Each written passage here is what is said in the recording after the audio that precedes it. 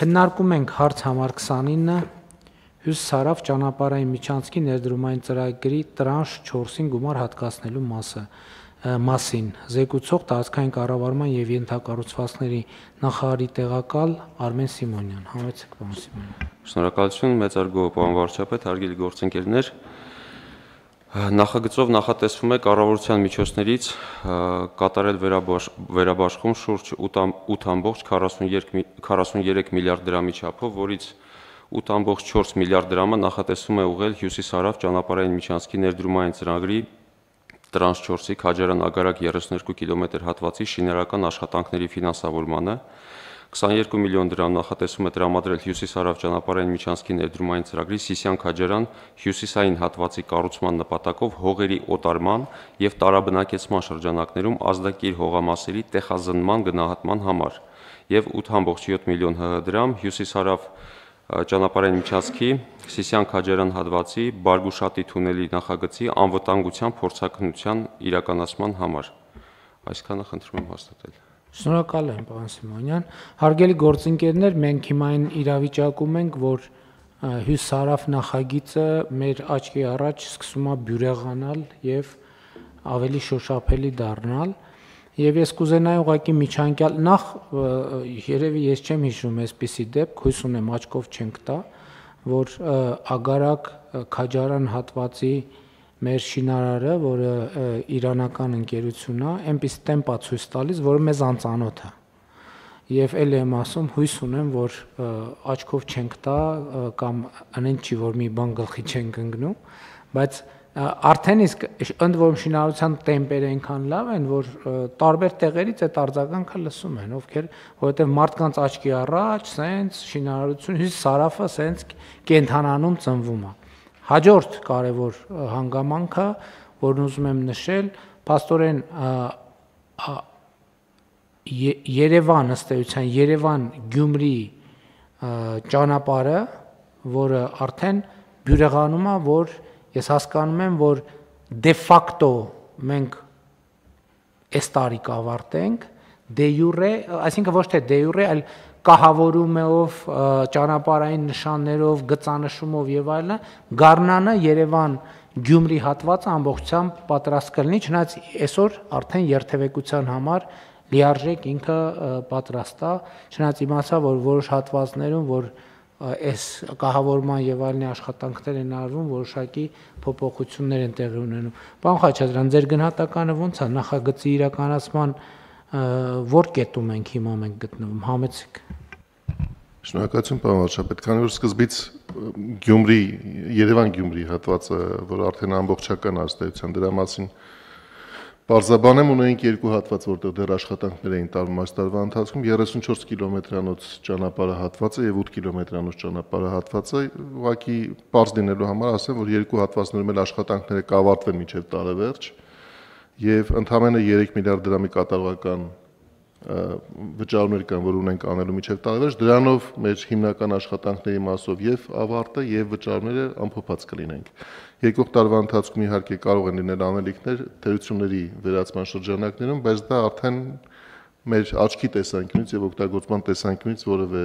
սովորական պրակտիկա է, այսինքն դա կշարունակենք այդպես։ Եվ մյուս կարևոր կտորը, որի մասին այսօր խոսում ենք, սա Քաջարան-Ագարակ ճանապարհահատվածն է, 32 կիլոմետր, ինչպես պարոն Սիմոնյանն արդեն նշեց, մեկնարկել են աշխատանքները անցյալ տարի։ Այս տարեվերջին մենք ունենանք $70 միլիոն չափով կատարված աշխատանքներ եւ դուք ճիշտ եք, որ աշխատանքներն առաջանցիկ են այն տեմպերի նկատմամբ, որ մենք նախապես գնահատել էինք։ 10 միլիարդ դրամ ենք նախատեսել պետական բյուջեով, այստեղ իհարկե ֆինանսների նախարարության մեղքը կար, որովհետև սկզբից տկեր ներկայացել էր ավելի բարձր կանխատեսում, բայց ֆինանսների նախարարությունը անցյալի փորձը հաշվի առնելով չափավորել էր այդ ֆինանսավորման բաժինը, եւ մենք հիմա կանգնած ենք այն խնդրի առաջ, որ 8 միլիարդ դրամ պետք է ավելացնենք, որ այս տարվա համար կատարվող աշխատանքների նկատմամբ պարտ չմնանք։ Եվ այդ $70 միլիոն ըստ էության կնշանակի, որ մենք այս տարեվերջին կատարած ենք լինելու ծրագրով նախատեսված բոլոր կառուցման աշխատանքների 30%-ը, որովհետև արժեքի տեսանկյունից այո, 32 կիլոմետրանոց հատվածը $214 միլիոն արժեքով է իրականացվում եւ մենք այս տարեվերջին կունենանք $70 միլիոն չափով կատարված աշխատանքներ։ Եվ քանի որ տեմպերը արագացող են եղել, ես հիմա գնահատական չեմ ուզում տալ, բայց հավանական է, որ 2017 թվականը այն տարին կլինի, որտեղ այս աշխատանքները առավելապես արդեն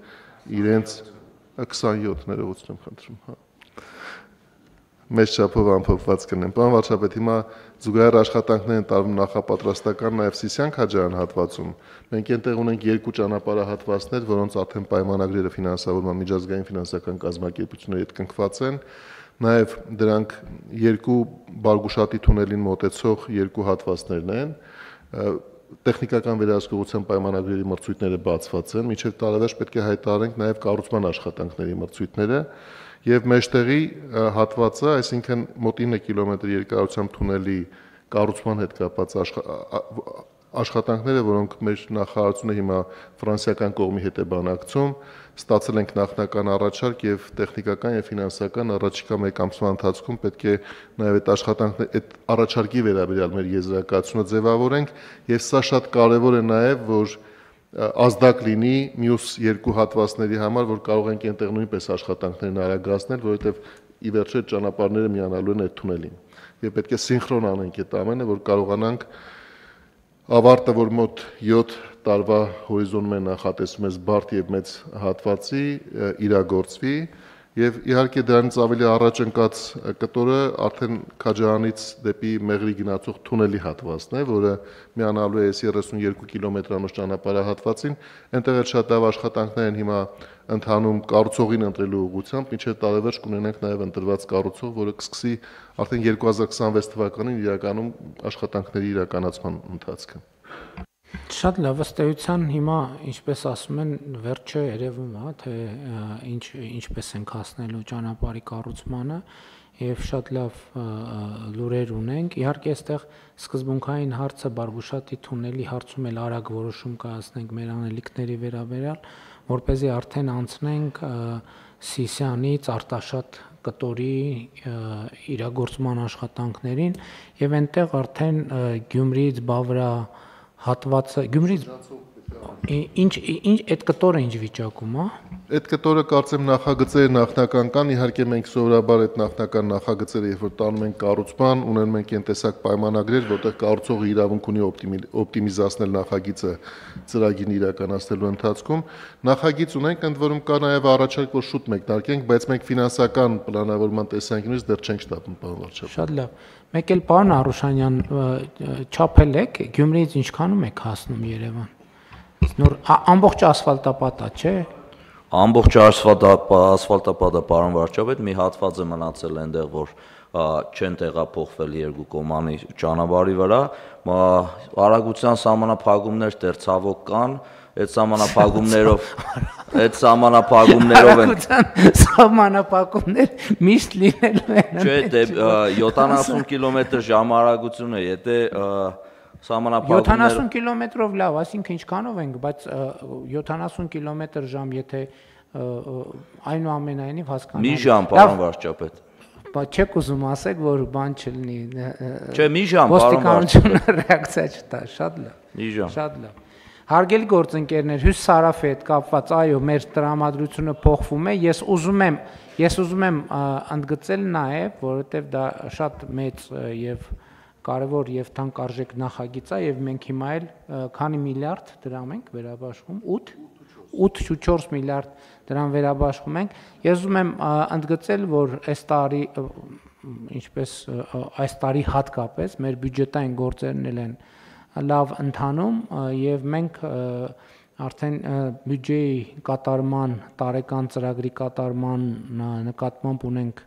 դրական տրամադրվածություն, ճիշտ է, պարոն Հակոբյան, ինչ տեղեկատվություն կարող եք փոխանցել այդ առումով։ Պարոն վարչապետ, հոկտեմբերն ենք արդեն ամփոփ է, մոտ 14%-անոց աճ ունենք։ Բյուջեի եկամուտների։ Այո, հարկային եկամուտների եւ դուրքերի մասին է խոսքը, այսինքն այդ բարձր աճերը, երկնիշ աճերը պահպանվում են, այդ թվում նաեւ հոկտեմբերին։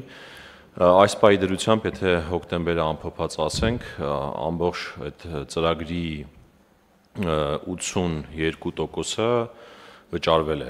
պետական բյուջեկան մուտք է եղել, այսինքն մեզ մնացել է 18%-ը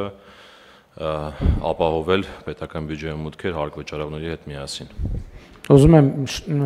եմ առիթից օգտվել եւս մեկ անգամ շնորհակալություն հայտնել Հայաստանի Հանրապետությունում աշխատող, արդյունք ստեղծող եւ օրենքով սահմանված հարկերը վճարող քաղաքացիներին, որովհետեւ ինչ այսօր խոսեցինք, դպրոց, մանկապարտեզ, գույք, ճանապարհ եւ այլն, ամբողջը նրանց կատարած վճարումների հաշվին է, ընդ որում ուզում եմ ասել, վարկային միջոցներն էլ են նույն տրամաբանության հետ, որովհետև այդ վարկերը սպասարկվում են, փակվում են, տոկոսները վճարվում են, այդ թվում քաղաքացիների վճարած հարկերից եւ ելի ուզում եմ մեր բոլոր քաղաքացիներին խնդրել, հորդորել, որպեսզի գնումներ անելիս չմոռանան ՀԴՄ կտրոնի մասին, որովհետև անկախ գործունեության տեսակից դա նույնպես կարևոր գործողություն է պետական բյուջեի եկամուտները գեներացնելու համար։